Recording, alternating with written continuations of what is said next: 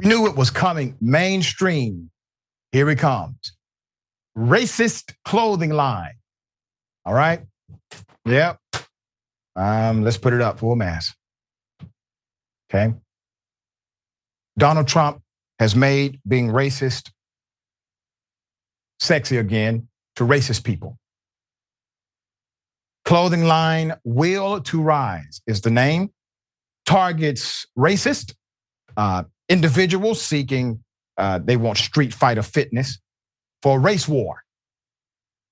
The company makes sports gear for white nationalists, including muscle tees, track jackets, militant activewear pants, boxing gloves, and hoodies emblazoned with cultured thug on them.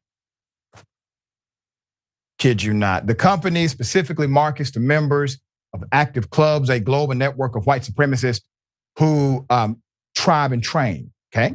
The members of these tight-knit local chapters pursue street fighter fitness in advance of an anticipated race war or other violent confrontation. The active club aesthetic is gym wear and mixed martial arts prowess, according to them. So let's put up some of the attire. All right, so there's your boxing gloves. So Will to Rise is also playing the role of a corporate sponsor for white supremacy events. The company staged a second annual MMA tournament this August in a Huntington Beach warehouse decorated with white power flags all around. Many other fighters sported Will to Rise boxing gloves and other apparel.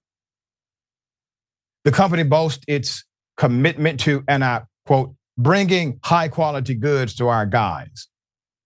Its white power symbols are often coded.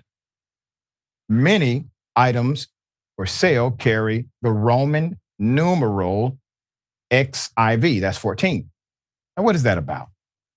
That's what the neo-Nazi said. That's a reference to the 14 words, a dark oath about securing the existence of our people and a future for white children, end quote. There's a video montage on the Slick Will to Rise homepage that's a little more explicit. Let's go to it. Here it is. All right. So, white unity, action today, victory tomorrow, rise. All right. It's programming is what it is. All right.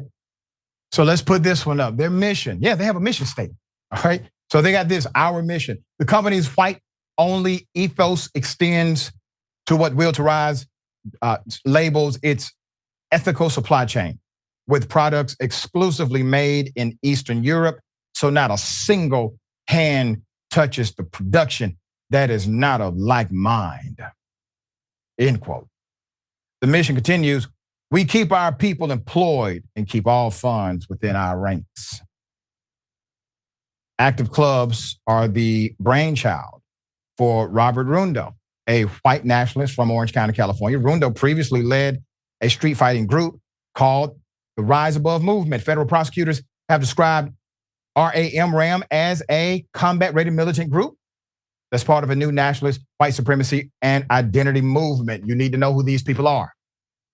Rundo was also driving a force in the creation of the Will to Rise clothing brand. The Southern Poverty Law Center recently included Will to Rise among entities it labels white nationalist hate groups. Rundo was indicted on federal charges of conspiracy to riot in 2019, stemming from RAM actions in Huntington Beach, Berkeley, and San Bernardino.